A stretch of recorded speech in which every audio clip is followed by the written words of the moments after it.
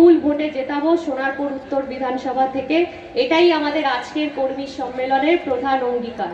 আমরা দেখেছি কিছুদিন আগেই গত বাজেটে আমাদের মানবিক মুখ্যমন্ত্রী মমতা বন্দ্যোপাধ্যায় তিনি মানুষের জন্য নতুন ভাবে যা যা ভাবনা চিন্তা করেছেন। 2011 সাল থেকে কিন্তু তার ভাবনার শেষ নেই, এতগুলো প্রকল্প মানুষের জন্য। এবং গত বাজেটে আমরা দেখেছি এখানে অনেক মায়েরা উপস্থিত আছে, মা লক্ষ্মীরা, যাদের কথা চিন্তা করে, যাদের মুখে হাসি ফোটানোর জন্য লক্ষ্মীর ভান্ডারের টাকা দ্বিগুণ করেছেন আমাদের মুখ্যমন্ত্রী মমতা বন্দ্যোপাধ্যায়।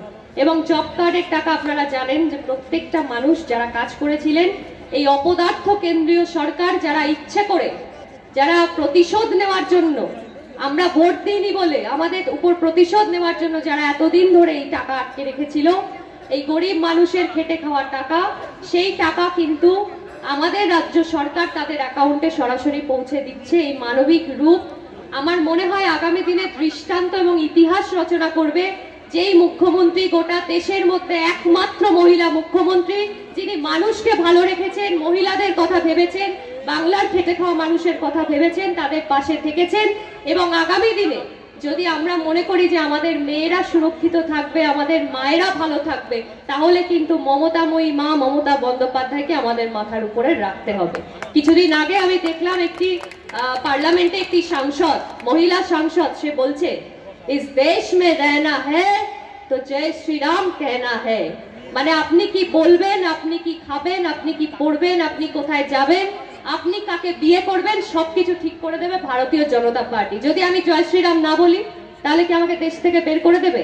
তো এই যে জমিদারি প্রথা, এই যে ঔদ্ধত্য, এই যে মানুষকে পরিচালনা করা, আর বিশেষ করে ভারতীয় জনতা পার্টির এই যে পুরুষতান্ত্রিক মনোভাব, পুরুষতান্ত্রিক চিন্তা ভাবনা, তার বিরুদ্ধে যদি কেউ লড়তে পারে তার নাম মমতা বন্দ্যোপাধ্যায়।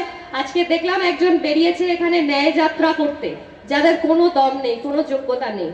কংগ্রেস যারা নিজেদের জেতা জায়গা হারে, জেতা রাজ্য হারে, রাজস্থান কিছুদিন আগে নির্বাচন হয়েছে যেখানে কংগ্রেস নিজেদের জেতা জায়গা হেরেছে, বিজেপির হাতে তুলে দিয়েছে, আর বাংলা থেকে তো শূন্য পেয়েছে।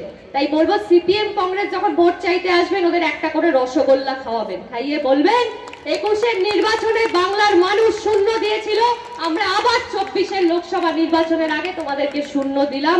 আর বিজেপির মতো একটা অপদার্থ দল যদি টাকা দিতে আসে টাকা নিয়ে নেবেন, যদি বিরিয়ানির প্যাকেট দিতে আসে বিরিয়ানিটা খেয়ে নেবেন। ভোটের দিন গিয়ে তৃণমূল কংগ্রেসের জোড়া ফুলের চিহ্নে যে আমাদের প্রার্থী হবে তাকে ভোট দেবেন। আগামী দিনে আপনারা ভালো থাকবেন, আমরা ভালো থাকবো, এবং এই দেশের থেকে অপদার্থ সরকারকে কেন্দ্র থেকে যদি কেউ তাড়াতে পারে তার নাম হলো মমতা বন্দ্যোপাধ্যায়। তাই তার সাথে আমরা থাকবো, তার হাত শক্ত করব, এবং সমস্ত মা বোনেদের বলবো মমতা বন্দ্যোপাধ্যায়কে দুহাত ভরে আশীর্বাদ করুন, যাতে আমরা মেয়ে হয়ে বলতে পারি আমরা গর্বিত, আমরা যেই রাজ্যে বাস করি সেই রাজ্যের মুখ্যমন্ত্রীর নাম মমতা বন্দ্যোপাধ্যায়। সবাই ভালো থাকবেন, সবাইকে আরো একবার অভিনন্দন জানাই। জয় হিন্দ, বন্দে মাতরম। তৃণমূল কংগ্রেস জিন্দাবাদ, মমতা বন্দ্যোপাধ্যায় জিন্দাবাদ।